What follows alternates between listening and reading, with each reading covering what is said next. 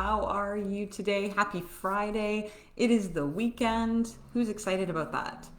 I mean, I'm not very excited about it because the weather isn't nice, but maybe some of you are excited about the weekend, and if you are, it is here almost. Just a few more hours to go. And by a few, I mean like, how many? 6? Who knows? Anyways, couple of quick things. Usually our dog goes out when I go live because he tends to have a big, huge opinion and he barks a lot if people move in the wrong way. He is here today, so if something happens or if he sees a bird or anything at all, he's probably going to bark like a maniac. If that happens, please bear with me. I will have to let him out of my office, but right now he's sleeping like a little angel on a pillow right now. So we'll just hope he stays that way for the duration of this live. Also, you know me, I usually like to put on some makeup when I come here live on Fridays, but I gotta be honest with you. I was not feeling well at all this morning. In fact, I actually toyed with canceling our live today because I'm just really not feeling tip-top shape. But I thought, you know what? No, I'm going to do it anyways, and I'm going to try and bring as much energy as I can because this is a really great topic and it's one that I find very fascinating. So we're gonna forge ahead, but if I mix up all my words or my dog starts barking, please forgive me. Anyways, today's topic is the dark night of the soul, and some of you might know what this is, some of you might not know what it is, some of you may have experienced it, some of you may not have, but I'm going to break it down in a really, really easy way so you can get a pretty good idea by the end of this live as to what it's all about. As always, if you're here live, say hi in the comments. I can see them today. And I will wave and say hi to you as well. And if you have any questions, comments, concerns, please leave them. And if I cannot get to them during the live, I will absolutely answer them after the fact. And of course, thank you for being here. It is always such a pleasure to be able to speak to you each and every Friday. So yes, here we go. Dark Night of the Soul. I know it sounds, problem is, it sounds that even like the word itself, like the concept itself, seems really like really dark and you know, in a lot of ways it's a process for sure, but it's one that has a really incredible spiritual outcome at the end of it. And when I'm talking about spirituality in this particular sense, I'm not referring exactly to God. If that is what you believe, or if that is something that resonates with you, absolutely, when we talk about spirituality, it could mean that, it could mean universe, it could mean source, but whatever it is that relates to you. But the purpose of this live is to this is like the dark night of the soul, in my personal way of viewing it, is what happens before you connect to your spirituality, before you connect back to your faith. There's like a period of sort of like a dark period that you go through. But again, I will go through that as we progress. And I have my coffee here. I haven't even had coffee yet today. It's like 11 o'clock and I haven't had coffee. That's how bad I was feeling earlier. But we're getting through it together. All right. So, I felt called to do this topic. Oh my gosh, guys. Okay, I'm going to get through it. Yes, I felt called to discuss this topic, especially because part of the reason that I wanted to open my own practice is because I understand when you're going through a therapeutic journey, when you're going through a healing process and you're working with somebody, this kind of naturally and organically happens, this dark night of the soul. It's because you're going through and you're digging up all of this stuff, maybe it's from the past or you're seeking new solutions, you naturally kind of get to this place where you're like, what does it all even mean? And that is what we're talking about today. So you're probably tuning in, or this topic probably spoke to you if you started asking yourself some of those like existential questions, like, does my life have meaning? Or what is the world all about? Or what is the purpose of it all? These kind of existential questions, when you start kind of asking them or they start entering into your head, this is probably why this topic really spoke to you.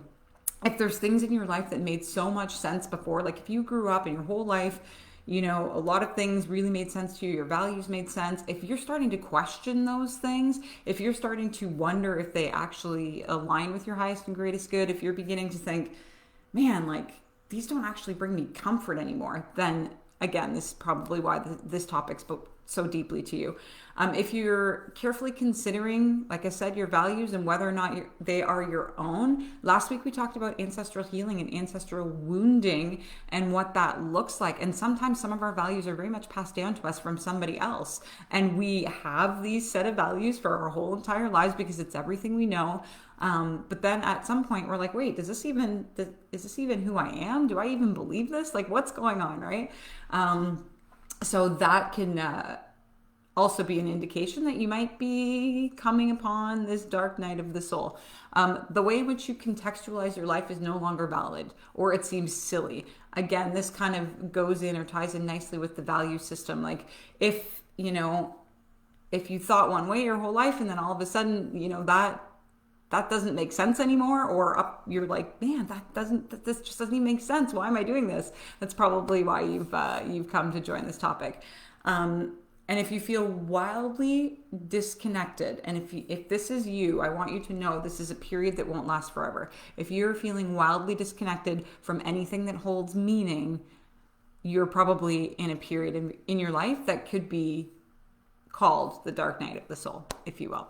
Anyways, let's define it, shall we? That was a struggle, and it was a 6-minute introduction. Denise, oh my goodness. Thank you for sticking with me, folks. We're going to get through this together. Anyways, the definition of the dark night of the soul is a period of utter desolation, disconnection, and emptiness in which one feels totally separated from the divine. And again, sub out divine for universe, source, God, whatever it is you believe in. That's what we're talking about here. This is followed by a feeling completely lost and hopeless. And I have been there. I know what this feels like, and it can be and feel very, very troublesome, but there's light at the end of the tunnel, I promise.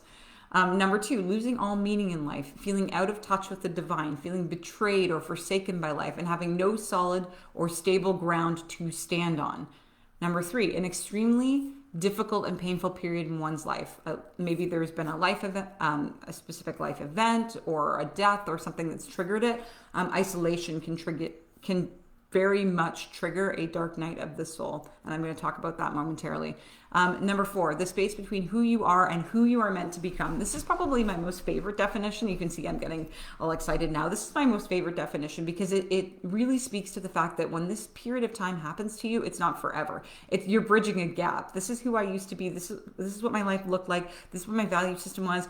But this no longer fits, but the place I'm going to, the place I'm going towards, what I'm going to become, that is what I'm reaching for. That is where I'm headed now. So I really like that definition, and it doesn't feel so hopeless. Although, trust me, this is a time that can be really, really hopeless for a lot of people. And in speaking about isolation specifically, this is going to trigger these moments, especially in the greater collective right now, because isolation can take its toll. We are in a pandemic, as I have said many times, and as we are all aware, and that isolation, being alone, it doesn't really help this feeling of hopelessness or desperateness. If anything, it just exacerbates it. So we have to be really, really mindful when this begins to happen, and know, and in our heart of hearts, that it is only temporary, and we have to move through it in order to get to the other side.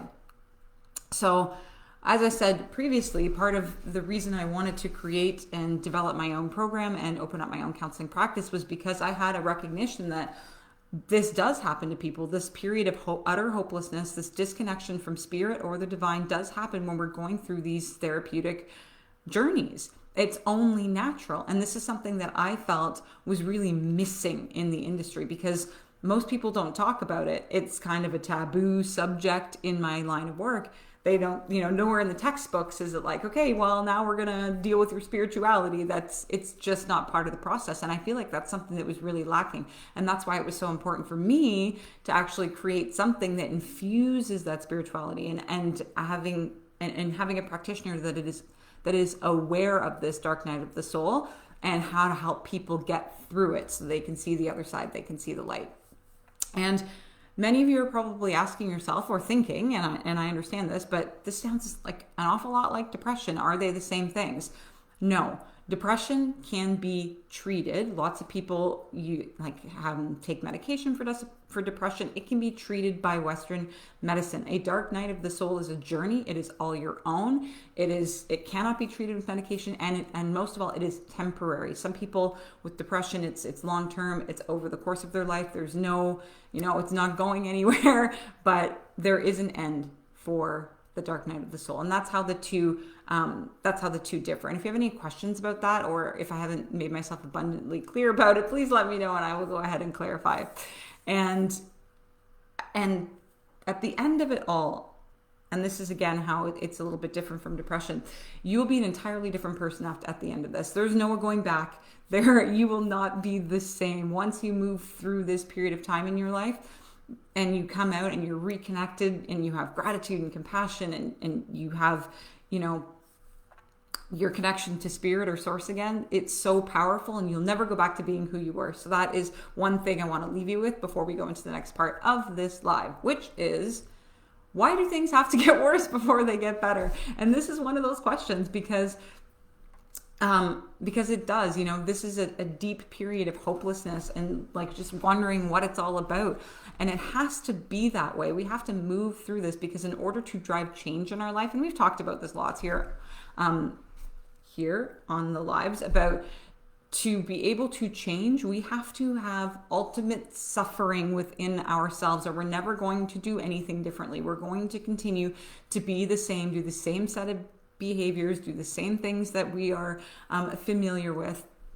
We're going to continue to be the same way. It takes this period of hopelessness and suffering to push us or to catapult us into the next phase of our lives. So yes, excuse me, sir.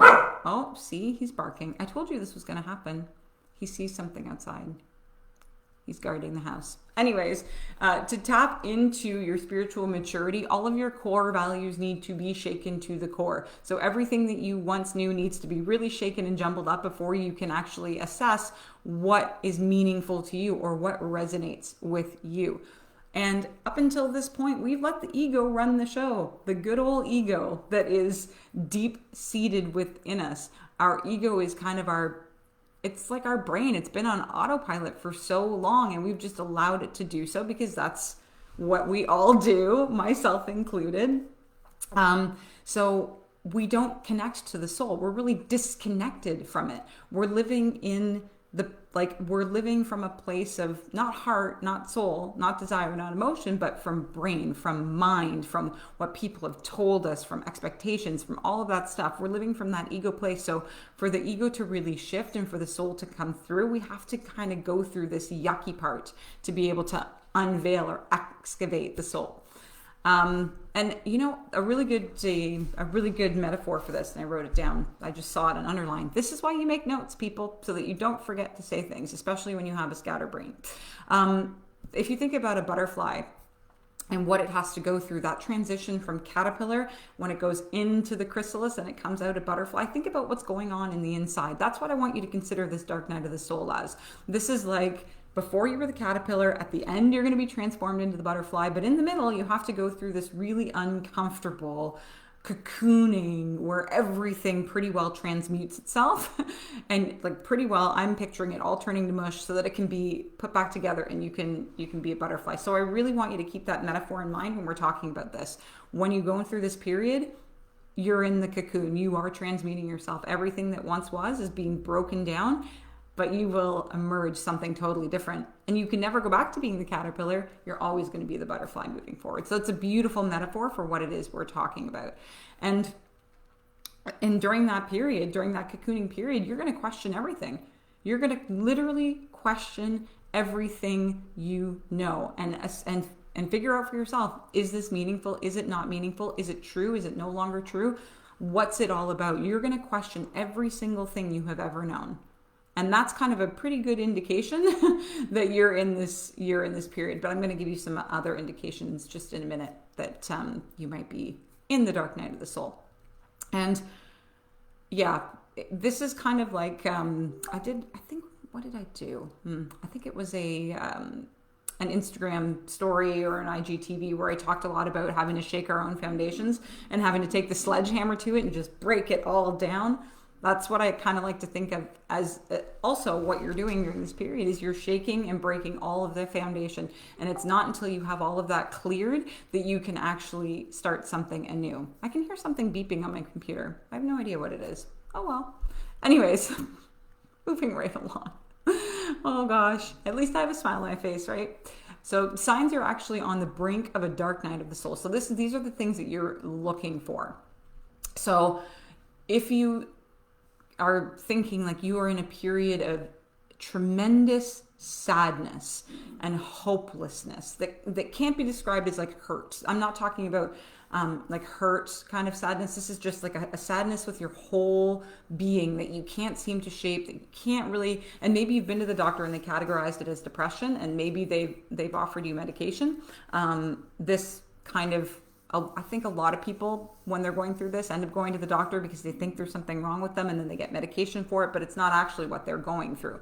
But a doctor isn't going to know this stuff. Only you know this stuff because it's your own personal journey. So you feel unworthy. Unworthiness is huge. And I've actually heard this from a lot of the women that have been following me recently, that they have this deep-seated sense of unworthiness. And no matter how many times I tell them or others tell them that they are worthy, that they are deserving, you simply just do not believe it. So that's another one of these signs or indications that you are in this period. You're living from a place of victimhood. Victim mentality happens to us all. Victim mentality, we've all been, had times in our life where we went through this, where we feel like everything's happening to us, that we are not in control of our own lives, that we are a product of things or challenges that have happened to us. So if you've spent a lot of time in victim mentality and you've been there for a really long time, that's probably a pretty good indication that you're in this period of time. If you feel completely and utterly lost, and that's why I'm saying you start to question everything. It's like you almost feel like you have nothing in terms of spirituality, in terms of belief, in terms of value. You just feel lost. Your sense of hope and optimism has dwindled or no longer exists. And I see this a lot in my line of work, where people are just at the point where they're hopeless. They feel like there's nothing to be optimism. There's nothing to be optimistic about. Oh my gosh, the struggle is real, friends. And this does come around. I promise you. I promise you it does turn around. And I'm going to give you a lot of really great tips on how to get through. So if you want to change, and maybe that's why you're watching this right now, maybe that's why you're called to watch this and wanted to check it out, because you want so desperately to change and you don't understand, even though you want it so badly, why you can't do it. That this is why, you really have to sit with this dark night of the soul period. It will pass. Again, I cannot say that enough. What used to bring you joy and excitement, things that you used to be like so excited to do, maybe it's seeing friends, maybe it's going out, maybe it's whatever it is, maybe it's playing a sport or playing an instrument or singing, whatever brings you joy no longer brings it to you. You just do not have that same sense. And finally, and this is an important one, you long to become the person you once were.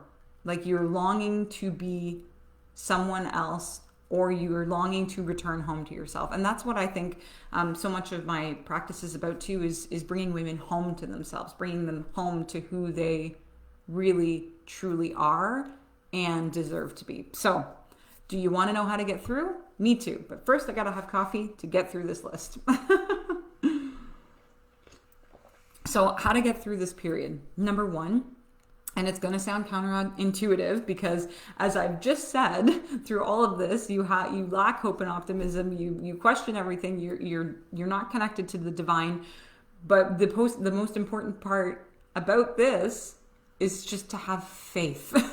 So, like I said, it is a little counterintuitive because in going through it, you don't really have faith, but part of getting through is having faith that you will come out on the other side, the butterfly, that this is a period that will pass. This is a period that's going to connect you so deeply to who you are, and it's only temporary. So, and understand that this is happening to you. Recognize now that you know, so this is number two, now that you know what it is and you can define it, recognize and have awareness around the fact that it's actually happening to you, so you don't feel things like you're crazy, or you're a mental case, or you're a head case. And when people tell you you're behaving a certain way, you can address it because you know now what it is that you're going through. Number 3, don't fight the process, friends. Don't fight the process. It's happening for a reason. Timing is everything. And I don't ever feel like there's such a thing as a coincidence. So if you're watching this today, in all likelihood, it's probably because you think you are in this period of time in your life, or you're feeling like you're on the brink of it. But the timing is perfect. Know this. So don't fight the process. Allow it to happen. Allow yourself to surrender. Be okay with feeling uncomfortable. Be okay with questioning everything. Be okay and find solace in the fact that this is a transformation. What you're going through is a transformation, and it's going to come out beautifully on the other end. So just sit with it, experience it, feel the fear, because fear is going to come up. Fear loves to rear its ugly head anytime we try and make any sort of changes in our life. So feel the fear, sit with it, and then do it anyways. Surrender to the process. Handle yourself with love and care. Be kind to yourself. Be kind with your words. Don't be too hard on yourself. Sometimes when we're feeling these like these periods of hopelessness, we're so mean to ourselves. We tell ourselves like we're crazy, or you need to just get over it and all this stuff. Your words have power, so be kind to yourself. Say nice things to yourself. Tell yourself you love you. Give yourself a hug. Any of these things, but really, really make sure to tend to your own heart as you're going through this. Number 5, meet yourself exactly where you are. This goes back to timing. You are exactly where you need to be in this moment. You are exactly going through what it is you need to go through to be different. So meet yourself there. Be okay that it's taking time. Maybe you go through this period for 5 minutes. Maybe you go through this period for 6 months. It's different for everybody, but be okay with where you are and don't try and rush through it. Number 6, seek support. This could be trusted family. This could be friends. This could be, a lot of people look to shamans, things of that nature. There's all kinds of people you can look to while you're going through this. You can seek out a supportive counselor that infuses spirituality and recognizes the dark night of the soul into their practice. I don't know how many of us there are, but there could be more than me. But anyone that can really hold space for you and be there for you while you're going through this struggle, because you don't want to go through it alone. Isolation triggers it, but isolation isn't the answer. Number 7, embrace solitude.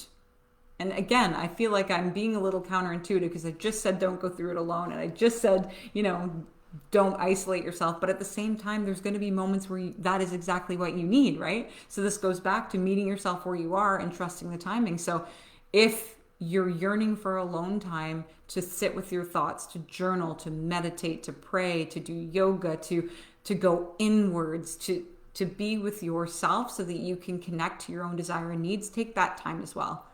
But when you're going through the difficult times, that's when you want to seek support. But don't be afraid to find solitude and solace, and need time alone as well too. It's a balance. So number 8 is sleep. This is physically, emotionally draining. It's so draining. And I've gone through it myself, so I've been there. It takes its toll on you. So make sure you're getting adequate sleep. Whatever it is you have to call on to make sure you're getting that. Maybe you have a nice cup of chamomile tea or sleepy tea before you go to bed. Maybe it's a ritual where you listen to a sleep meditation, going to bed at the same time every night. Whatever it is, set yourself up for success with your sleep, because it's going to be very important to be able to nourish yourself as you go through this. Number 9, be mindful of your coping strategies. And I say this with a grain of salt because I'm a big proponent that we all seek out exactly what we need, and our coping mechanisms are what we need in that moment. But if possible, try and avoid things that are going to numb this process. You don't want to numb it. You want to feel it, because feeling it is what's going to reconnect you to your heart, reconnect you to your emotions, reconnect you to your soul. And it's what's going to help you move through this and come out with more faith, more hope, more optimism, a greater sense of love, compassion, gratitude. You need to be able to feel it to be able to come out on the other side. So if you're feeling like, oh, I just need to I just want to have a drink to get myself through this, try and sit with that feeling instead and identify why it is you're feeling that way and what it is you're trying to avoid feeling. And then actually try and feel the feeling instead. It will help you along the way. And number 10, find faith or find gratitude and humility. Find gratitude in everything. Find gratitude that this is your time to go through the dark night of the soul. Find gratitude that you're going to be so much better on the other side, and find humility through the whole process. And know, again, you will come out different on the other side. So it's a period of deep inner peace that comes from it. And I really want to just kind of close off today with a bit of a personal share, because I too went through this. It happened while I was going through the therapeutic journey. I questioned everything that I thought was no longer served. I went through a period of deep depression. It really and truly did happen to me. But now, on the other side of this, I've become the butterfly. I have such unwavering faith in my soul that I'm following its purpose. In spirit, I feel very, very connected to the universe. Life has so much more meaning once you're done with this process and once you move through it. But you have to move through it to get there, and it's really beautiful at the end. And you just wake up more excited, and you're just excited about life, and you're excited to wake up, and you just have so much peace and gratitude on the other end. So I will leave it at that. Thank you all again for bearing with me. I don't know how I made it through this, but I really didn't want to let anybody down and cancel. I wanted to show up in the very best capacity and best way I could. If you have questions about this period of time, if you want to know more about the dark night of the soul, if you feel like you're on the verge of it and you want to seek support, please reach out to me. Let's jump on a call together. Let's chat about it. Let's see if working together is an appropriate fit for you at this point in your life. And with that said, my friends, that is it for me today. I hope you have an amazing day. I hope you have an amazing weekend. And again, thank you so much for sticking it out with me. I truly appreciate it. Bye for now.